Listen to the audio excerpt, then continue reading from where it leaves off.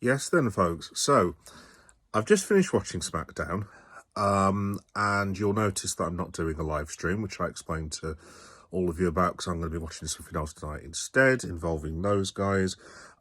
Just to say that even if the Mighty Reds were not playing, I wouldn't be wasting subscribers' time in any case reviewing it, because Smackdown was the biggest single pile of garbage that I have seen in the year of 2025.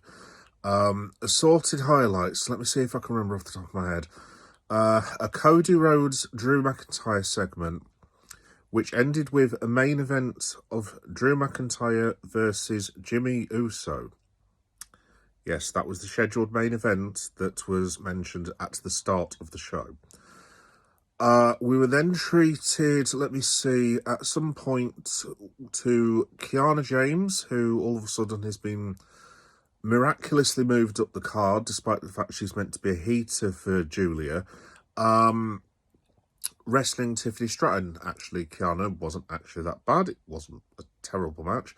But I'm not sure I understand. I thought she was meant to be a solicitor of some kind, or was meant to be helping Julia, not the other way round.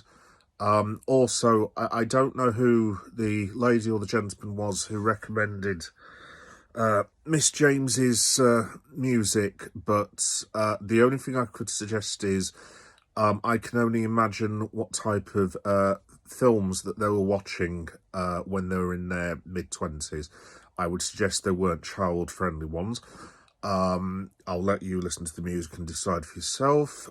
We had Ilya Dragunov versus Aleister Black, which was actually really good. Very, very good match. Which was completely and utterly ruined by Damian Priest, not Damian Priest himself, as his fault, but continuing the wretched storyline between Damian Priest and Aleister Black that has now been going on since the parting of the Red Sea. Shinsuke Nakamura actually came back. Yay, as babyface. Yay, I was actually really excited about that. He was partnering with Ray Phoenix. Yeah, okay, that's fine. Who are they going to face? Yeah.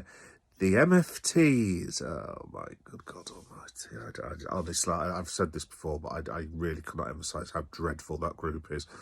And then we had the main event of Jimmy Uso and Drew McIntyre, in which Drew stood tall afterwards, after winning, despite the fact he was put through a table and then was somehow able to deliver a Claymore, stood victorious at the end over Cody Rhodes, who he also attacked. Utter and complete